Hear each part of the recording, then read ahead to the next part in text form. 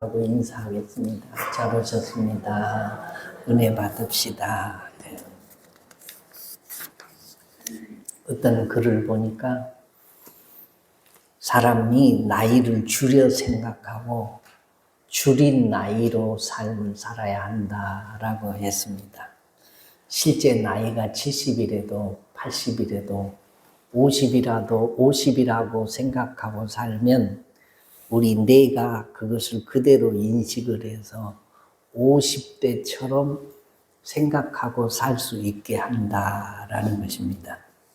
도전을 멈추지 말고 끊임없이 신세계를 경험하면서 감사하고 긍정적인 삶의 태도를 유지하면 100세까지는 못 살더라도 그렇게 노후를 살아도 젊게 살 수 있는 길이 있다라는 겁니다. 그래서 제가 그 글을 읽고 내가 70이 다 돼 가는데 이게 몇 세로 생각하고 살면 좋을까 생각을 하다가 한 50세 정도로 생각하고 살면 되겠다 생각하고 나는 50세다 그렇게 생각을 하면서 내가 50세 때에 어떻게 살았는가 생각을 해보니까 그때나 지금이나 다를 게 없더라고요.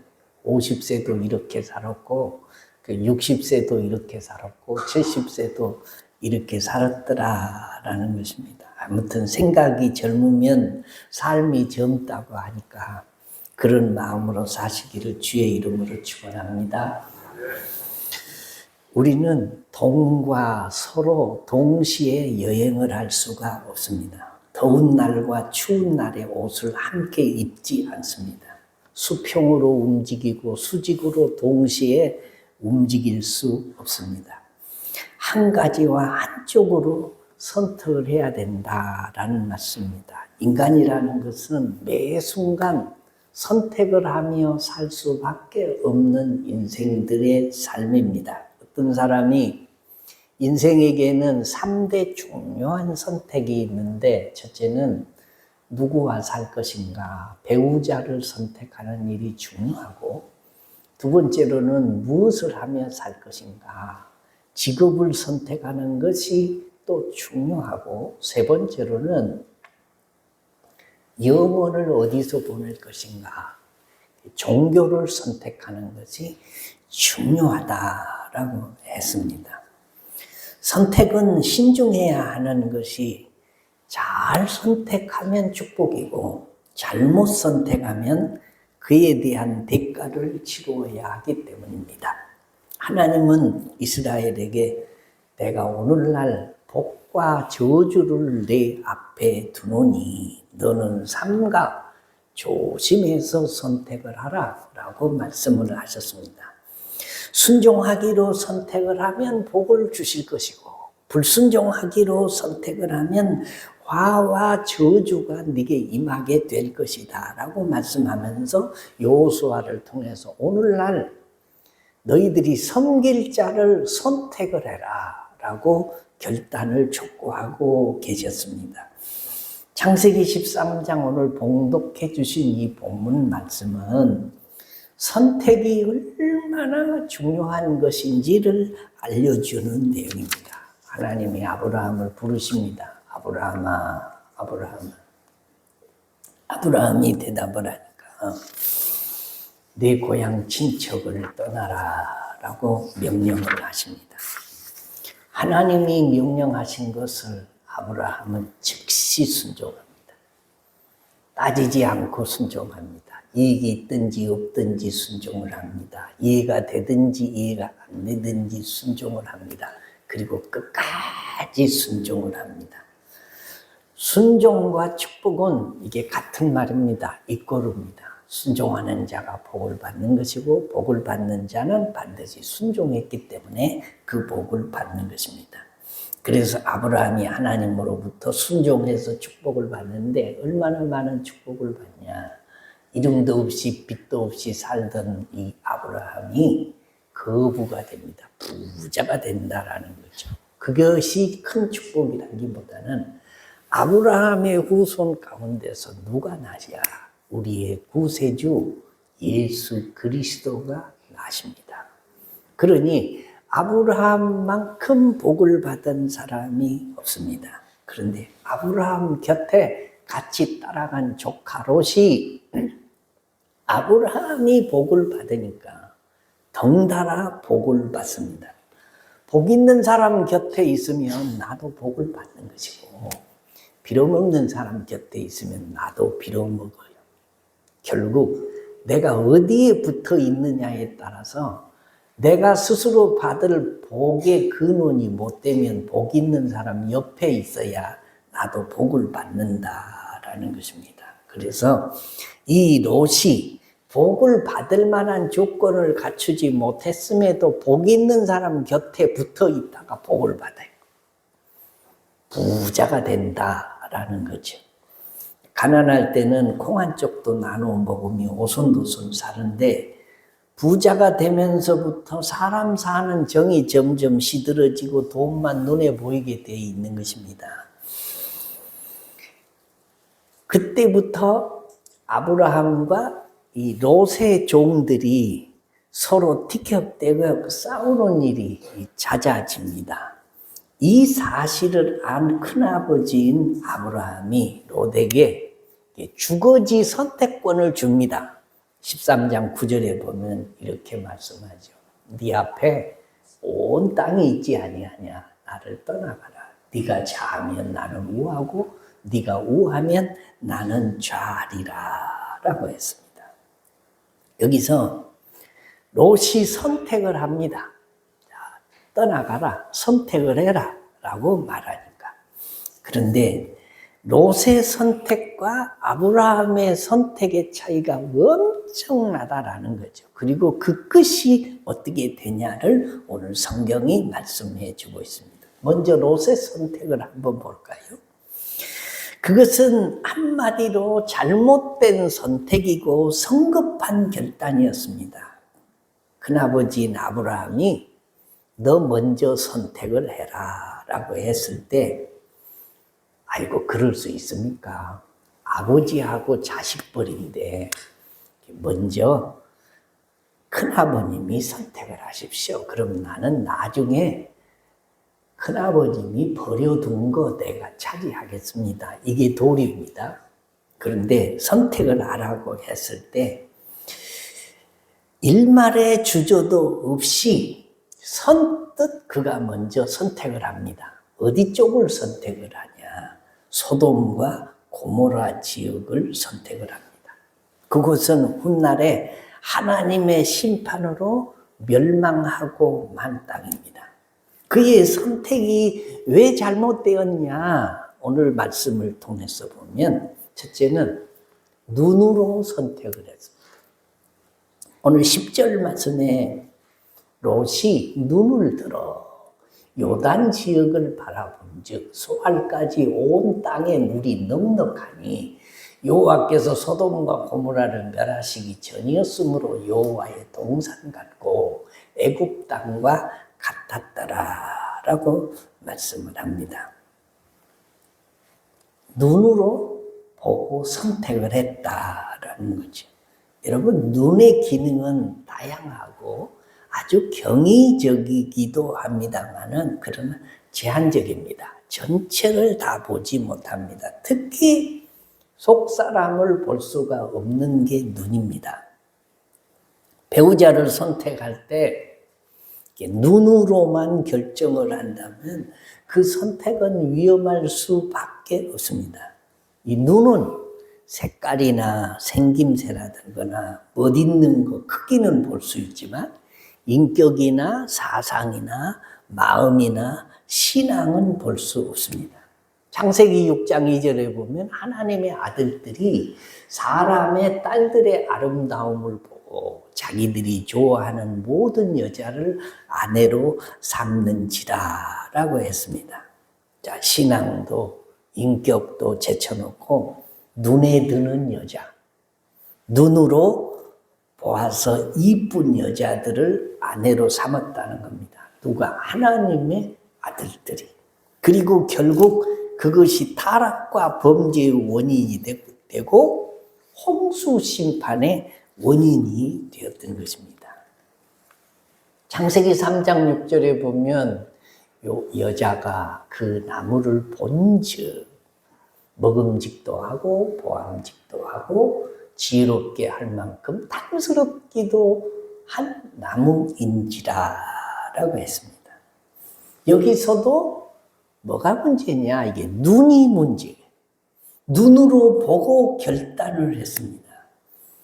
눈이라고 해서 다 눈이 아닙니다. 진리를 보고 주님을 바라보고 영원한 세계를 바라보는 눈이 있는 반면에 그것들을 전혀 볼 수 없는 이 영맹의 눈이 있다는 겁니다. 눈은 세 가지 눈이 있습니다. 첫째는 육안이 있습니다. 우리 이 머리에 달려있는 이 헤드라이트, 이 두 눈이 있습니다. 이 육신의 눈이 어두운 사람을 이게 시각 장애인이라고 하지요. 육안만 있는 게 아닙니다. 지안도 있습니다. 컴퓨터를 모르면 컴맹이고요. 글씨를 모르면 문맹인이에요.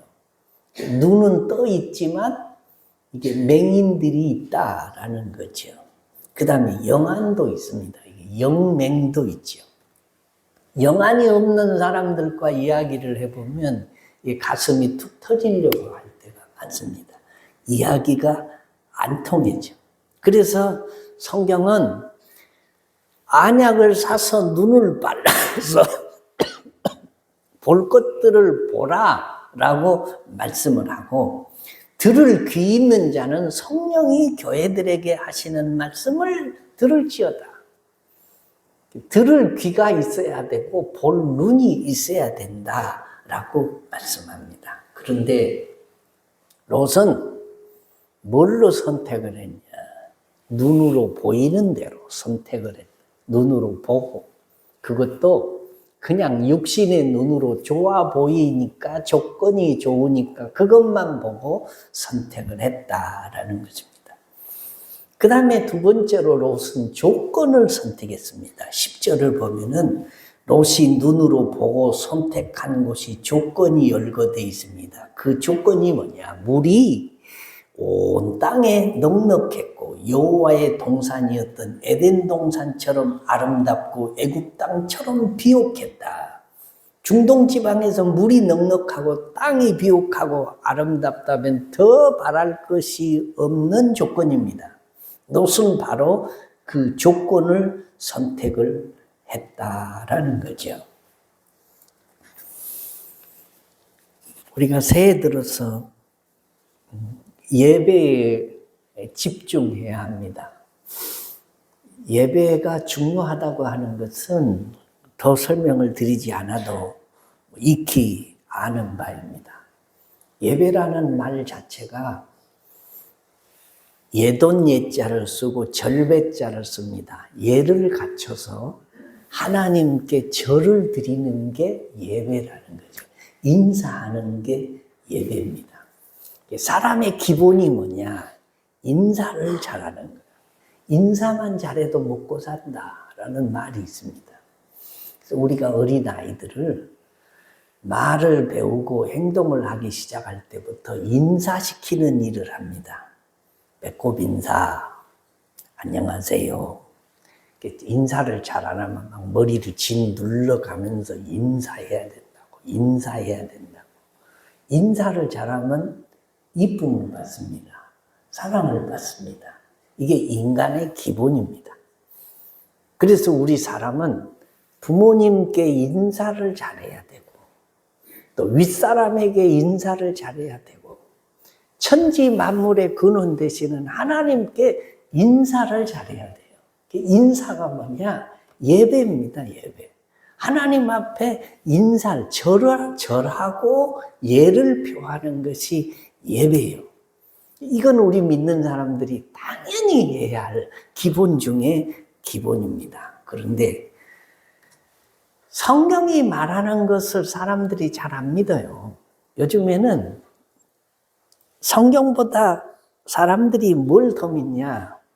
과학자들이나 철학자들이나 논리가 정연한 사람들, 통계를 더 믿습니다. 그래서 성경이 하나님의 말씀인 것을 성경이 증거한 것이 아니고 이게 과학자들이 성경이 하나님의 말씀이라는 것을 이렇게 자꾸 이야기를 하는 겁니다. 뭘로? 과학으로. 정신위생계에 있어서 세계적인 학자인 데이비드 핑크 박사가 안정을 위한 네박자 균형이라고 하는 논문을 썼는데, 네 가지 균형을 잘 잡아야 안정되게 산다는 거죠. 첫째가 일, 두 번째가 놀이, 셋째가 사랑, 넷째가 예배다라고 거기다가 생뚱맞게 예배라는 단어를 넣습니다. 이 네 요소 중에서 예배가 가장 근본적인 요소다라고 말을 했다는 것입니다. 예배는 정신 안정의 절대 필요 불가결 요소라는 것입니다. 수면제를 먹고 신경 안정제 먹는 것보다 더 중요한 것이 예배다라는 겁니다. 건강을 위해서 운동하는 사람보다 예배 드리는 자들이 더 건강하게 산다라고 하는 거예요. 주일마다 교회 다니는 사람들이 규칙적으로 이게 주일마다 하나님 앞에 나와서 예배의 형식을 갖춰서 예배를 잘 드리는 사람은 그렇지 않은 사람보다 사망률이 20%나 더 낮다는 통계가 나와 있습니다. 이건 의학자들이 증거하는 겁니다.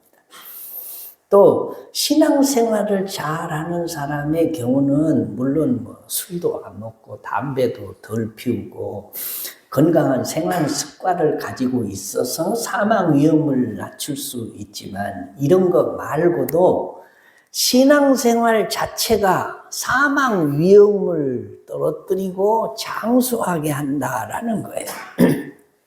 여러분, 여러 가지 직종을 가지고 있는 사람 중에 제일 장수하는 사람들이 어떤 사람들인지 아십니까? 잘 모르십니까? 통계가 말을 하는데요, 성직자가 가장 장수합니다. 아니, 성직자가 뭐예요? 신부님들이나 목사님들이나 또 저기 스님들이나 이런 성직자, 이런 사람들이 제일 오래 산다는 통계가 나와 있어요. 그래서 가만 그걸 보고 목사가 정말 오래 산가?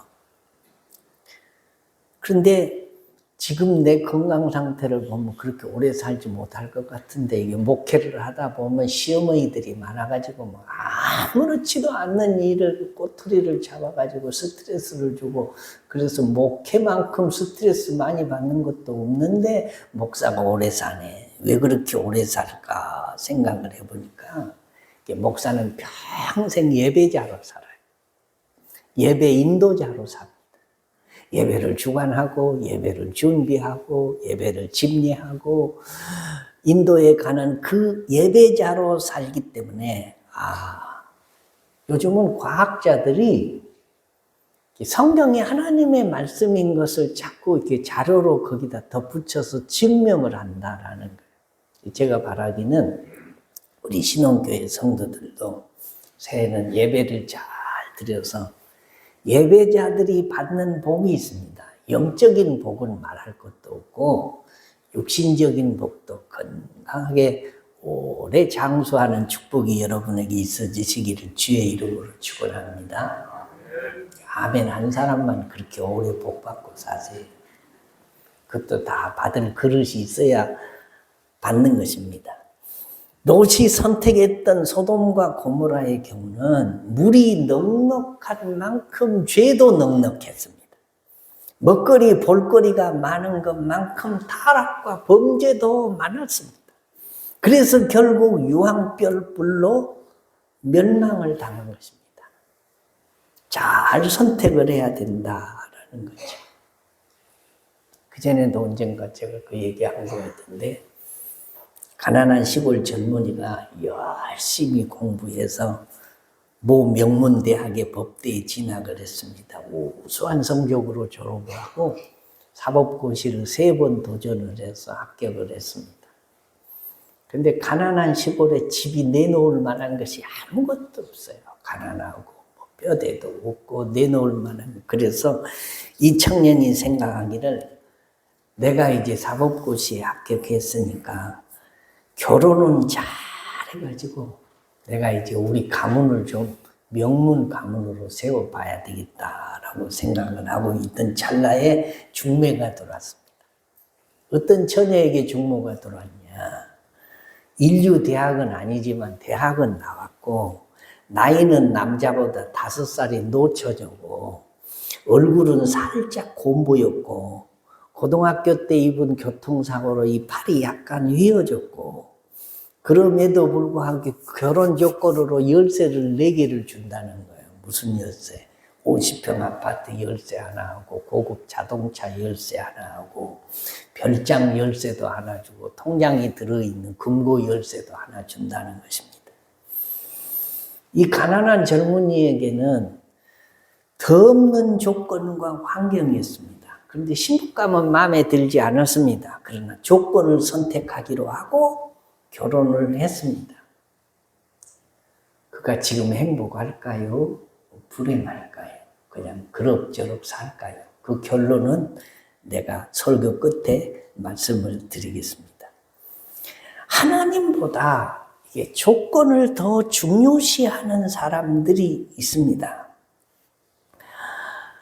그러나 오늘 13절에 보면 롯이 선택한 그곳을 가리켜서 소돔 사람들은 악하여 여호와 앞에 큰 죄인이었더라라고 했습니다.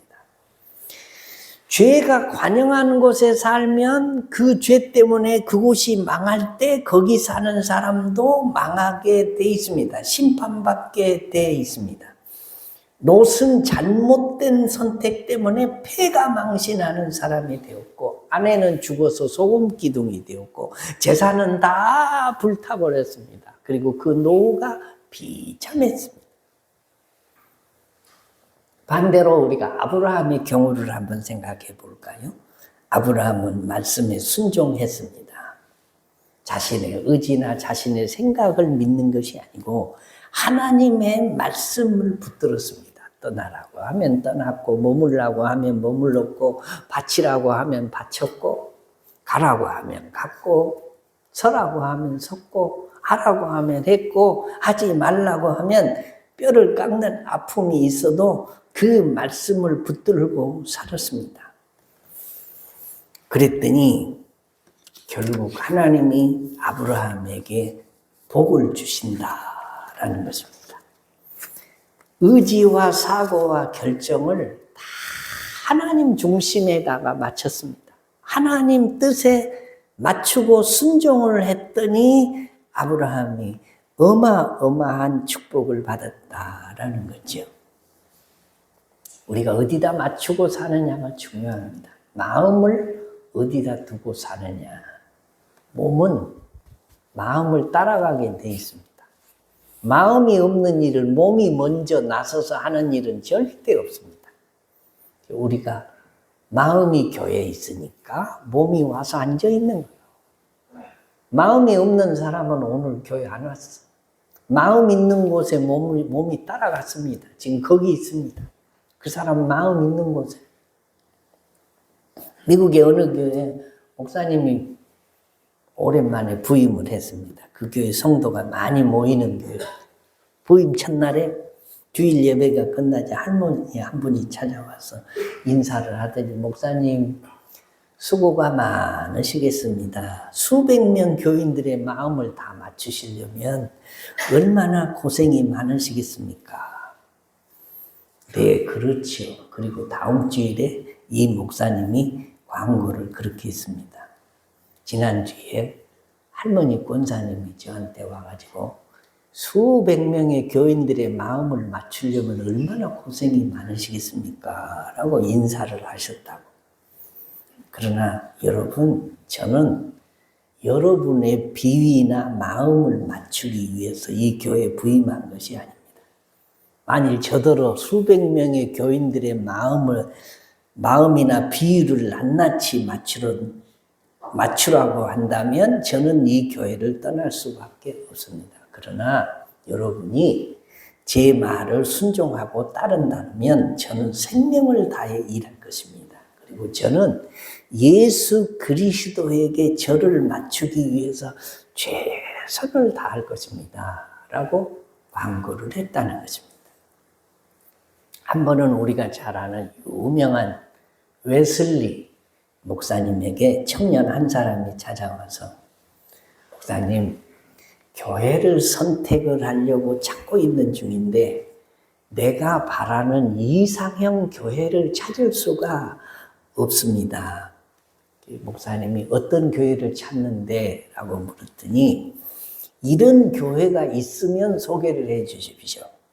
첫째는 목사님 설교가 항상 은혜롭고 성도들은 사랑이 충만하고 분쟁이 없으며 나를 위해서 기도해 주는 사람이 많고 헌금을 강조하지 않고 그러면서도 성장하는 교회가 있었으면 좋겠습니다. 그때 웨슬리 목사님 이렇게 말했습니다. 그래, 그런 교회는 나도 찾을 수 없겠네. 혹시 찾거든 나한테도 이야기해 줘서 나도 그 교회로 가게. 그런데 그런 교회를 찾거든 자네는 절대로 그 교회에 들어가지 말소. 자네가 들어가는 순간에 그 교회는 자네가 원하는 교회가 아니라 문제가 있는 교회로 바뀌기 때문이네 라고 말했습니다. 사람들을 만나보면 다 한 목소리로 말합니다. 교회가 사랑이 없다는 거죠.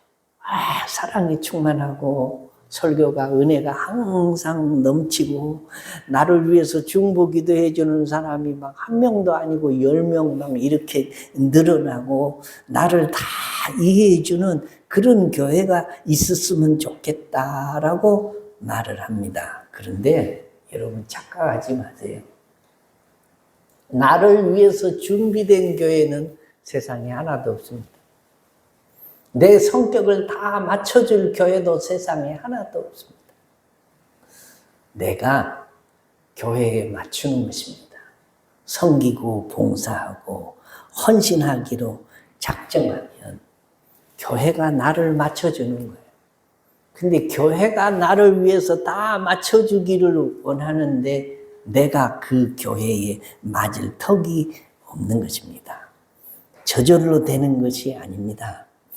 믿음의 삶을 살기로 내가 하나님의 미랄이 되기로 작정을 하고 그렇게 살기로 선택해야 그렇게 살아지고 하나님이 나를 복을 주시고 내게 맞춰주신다라는 것입니다. 롯은 세상 조건에 자신을 맞췄지만 아브라함은 하나님의 뜻에 자신을 맞췄습니다. 이것이 참 믿음이고 순종입니다. 아브라함의 신앙은 하나님이 주시는 복이나 조건을 선택하는 것이 아니라 하나님 자신을 선택했습니다. 이 신앙이 바로 성숙한 신앙입니다. 환경이 나빠지고 조건이 악화되고 난관이 앞을 가로막는다고 하더라도 하나님을 주님으로 선택한 사람은 원망하거나 쓰러지지 않는 것입니다. 그러나 롯과 같은 사람은 조건이 나빠지고 환경이 불리해지면 금방 신앙을 포기하고 하나님을 떠납니다. 앞에서 얘기했던 그 젊은 사법고시 합격했던 그 뒷일을 잠깐 말씀드리면 본래 애정이 없는 결혼이었습니다.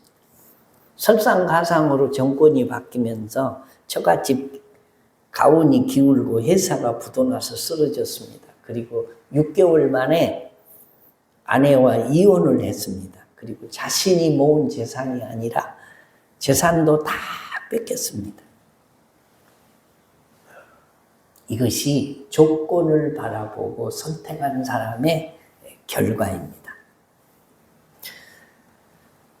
최근에 일본의 그 하네다 공항에 자알기 516 비행기가 착륙을 하다가 그 소방청 비행기하고 부딪혀서 이게 뒷꼬리에 불이 붙었는데 착륙은 다 했는데 비행기가 다 불타 없어진 사건이 최근에 생겼습니다. 여러분도 뉴스를 보셔서 익히 알고 계실 것입니다. 그 비행기에 379명이 탔는데 한 명도 다친 사람도 없고 죽은 사람도 없이 다 구출이 됐습니다.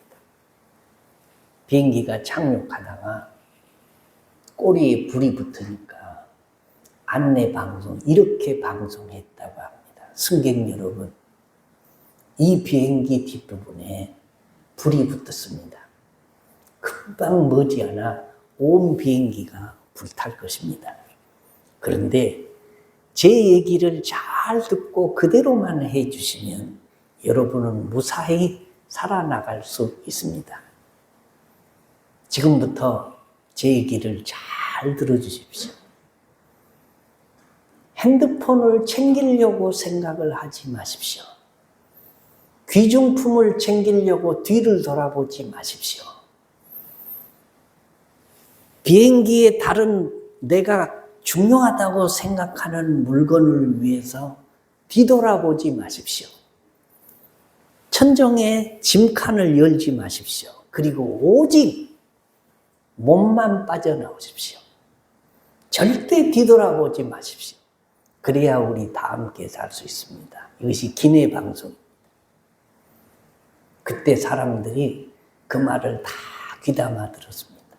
핸드폰을 챙기려고 뒤를 돌아본 사람이 하나도 없었다. 지갑을 챙기거나 귀중품을 챙겨서 나가야 한다고 천정에 짐칸을 여는 사람도 하나도 없었습니다. 다 질서 있게 뒤를 돌아보는 사람 없이 안내를 따라서 비행기는 다 불타 없어지는 동안에 한 명도 다치거나 죽지 않고 다 379명이 살아났습니다. 소방청 비행기, 부딪힌 소방청 비행기는 6명 중에 5명이 죽었고 한 명만 살았어요. 무슨 얘기를 하려고 하냐. 선택을 잘해야 됩니다. 비행기에 탔던 379명이 스마트폰을 챙기려고, 지갑을 챙기려고, 귀중품을 챙기려고 아무도 뒤돌아본 사람이 없이 선택을 잘했습니다. 그래서 다 살아난 것입니다. 사랑하는 성도 여러분, 우리가 세상을 살 때에 선택을 잘해야 됩니다. 현명한 선택을 해야 됩니다. 어떻게 살아야 잘 사는 것인지, 무엇을 중요하게 여기고 살아야 되는 것인지, 그리고 어떤 행동을 취하며 살아야 하는 것인지, 오늘 성경에 나와 있는 롯은 선택을 잘못했습니다. 눈으로 선택했습니다. 환경이나 조건을 봤습니다. 그리고 그가 선택한 것은 유황불로 망했습니다. 다 죽었습니다. 아브라함은 하나님을 선택했습니다. 말씀을 붙잡았습니다. 그리고 그 선택한 말씀을 붙잡고 일생을 줄다름치며 살았습니다. 결국은 아브라함의 후손 중에 우리의 구세주이신 예수 그리스도가 나셔서 우리를 구원받는 자리에 인도하게 된 것입니다. 동의하시면 아멘. 사랑하는 성도 여러분,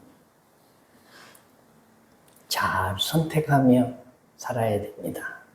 어차피 우리는 하네다 공항에 뒤에 불붙은 비행기처럼 마지막에 우리는 아무것도 챙기지 못할 날이 옵니다. 스마트폰도 버려둬야 되고요.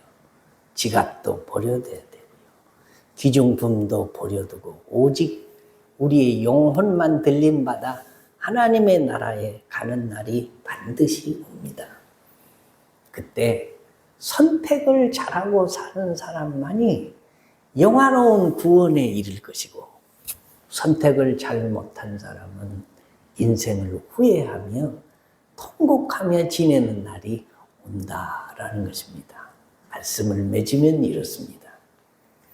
마음이 가야 몸이 따라가는 것입니다. 아무리 몸이 가도 마음이 가지 않으면 이건 불행한 일입니다. 2024년 한 해 동안 우리의 마음을 하나님께 두십시오. 예배의 자리에 두십시오. 현명한 선택을 하고 살다가 후회 없이 주님 나라에 들림받아 들어가는, 그리고 복 있는 인생을 사시는 축복의 종들 되시기를 주의 이름으로 축원합니다. 우리 다